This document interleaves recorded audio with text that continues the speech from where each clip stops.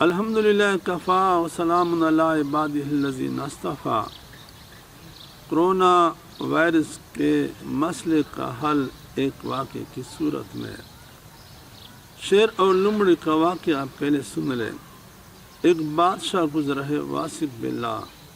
ایک مرتبہ اس کی دور حکومت میں قحط پڑ گیا، بارشیں نہیں ہو رہی تھیں، وہ بہت پریشان تھے کیونکہ سارے ملک کی رعایا تکلیف میں تھی۔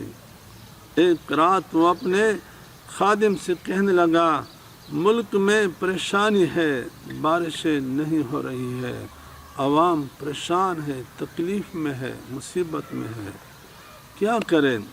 اس کے خادم نے کہا، بادشاہ سلامت، اگر آپ اجازت دیں تو میں آپ کو ایک واقعہ سناتا ہوں۔ بادشاہ نے اجازت دے دی تاکہ میرا خیال بدل جائے، بہت پریشان ہوں۔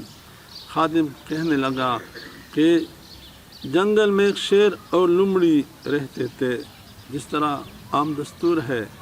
ایک مرتبہ اس لمڑی کو کسی کام کی وجہ سے اپنے علاقے سے باہر جانا پڑا۔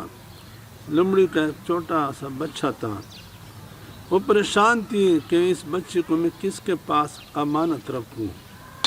سوچنے کے بعد خیال آیا کہ شیر جنگل میں ہمارا بادشاہ ہے، اس کے پاس رکھنا چاہیے۔ چنانچہ وہ شیر کے پاس آئی اور کہنے لگی کہ میں کس کام کی وجہ سے باہر جا رہی ہوں اور اس بچے کو بطور امانت آپ کے پاس رکھنا چاہتی ہوں۔ بادشاہ نے کہا، بہت اچھا، آپ کے بچے کو میں اپنے پشت پہ رکھ کر ان کی حفاظت کروں گا، جان دوں گا، لیکن آپ کے بچے میں خیانت نہیں کروں گا۔ لمڑی اپنے بچے کو شیر کے پاس چھوڑ کر چلی گئی۔ چند دن کے بعد 2 دن گزرنے کے بعد جب تیسرا دن آیا تو ظہر کے بعد عصر سے پہلے وہ آئی۔ شیر ان اوقات میں لمڑی کے بچے کو اپنے پشت پہ رکھتا تھا تاکہ کوئی جانور قریب نہ آ سکے۔ اللہ کی شان، ایک دن تیسرے دن عصر سے پہلے لمڑی کے پہنچنے سے پہلے باز شاہین نے اوپر سے حملہ کر کے جپٹ کر اور شیر کے پشت سے بچے کو اوپر اٹھا کر لے گیا۔ شیر بہت جھنجھاڑا، اس نے شور کیا، آوازیں کی، لیکن کچھ نہ بن سکا۔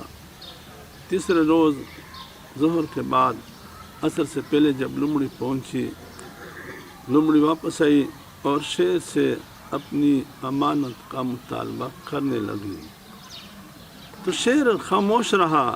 لمڑی نے پھر کہا کہ میرا بچہ کہاں ہے؟ شیر خاموش تھا۔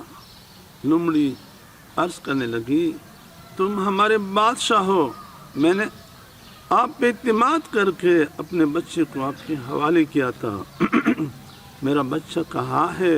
مجھے اپنا بچہ دے دو۔ شیر کے آنکھوں میں آنسو آ گئے۔ وہ کہنے لگا، لمڑی، اگر آپ کے بچے پہ زمینی مخلوق حمل کرتا تو میں اپنے آپ کو ٹکڑے ٹکڑے کر کے اپنے آپ کے بچے کی حفاظت کرتا، لیکن آپ کے بچے پر تو اوپر سے مصیبت آئی، آسمان کی طرف سے مصیبت آئی، اوپر سے باز آ کر آپ کے بچوں کو اٹھا کر لے گیا، اور اوپر مخلوق سے ان کے مقابلہ میں کر نہیں سکتا تھا، میں بے بس تھا، میں لمڑی کیا کرتا۔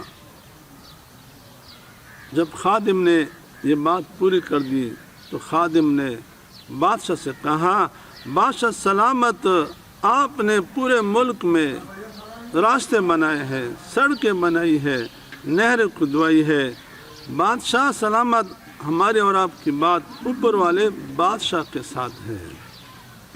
اللہ رب العزت کو راضی کرنا چاہیے تاکہ اوپر سے وہ بارش برسا دے۔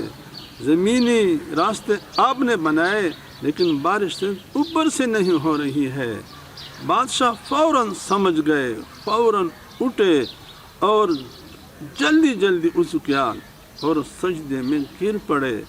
نفل پڑھنے کے بعد خوب روئے، اتنا روئے کہ آنسو زمین پر بہہ پڑے۔ جب وہ خوب روئے، اللہ سے معافی مانگی، اللہ سے درخواست کی۔ اللہ کی شان، ابھی وہ سجدے میں تھے کہ انہوں نے آواز سنی، اوپر سے بادل آئے اور بارش برسنے لگا۔ پوری رات بارش برستا رہا اور صبح کے پورا ملک سیراب ہو چکا تھا۔ میرے عزیز بھائی اور دوستوں، آج کل کرونا وائرس کی بیماری پھیل چکی ہے۔ پوری دنیا کے ڈاکٹروں اور طباء کو حیران کر دیا ہے۔ کسی کے پاس کوئی علاج نہیں ہے۔ پوری دنیا اس کے علاج سے بے بس ہو چکی ہے۔ اس کا واحد حل ہے کہ زمینوں اور آسمانوں کے بادشاہ اللہ رب العزت کو راضی کرے۔ اللہ کے پاس اس کا حل ہے۔ اس کا حل یہ ہے پوری امت اجتماعی توبہ کر لے اور رب جہان کو راضی کر لے۔ کرونا وائرس کی بیماری سے تب نجات مل سکتی ہے۔ اللہ رب العزت ہم سب کو اجتماعی توبہ کرنے کی توفیق عطا فرمائے۔ اللہ رب العزت کو راضی کرنے کی کوشش اللہ ہمیں توفیق عطا فرمائے، اور کرونا مہلک وائرس سے اللہ ہم سب کو نجات عطا فرمائے۔ آمین ثم آمین۔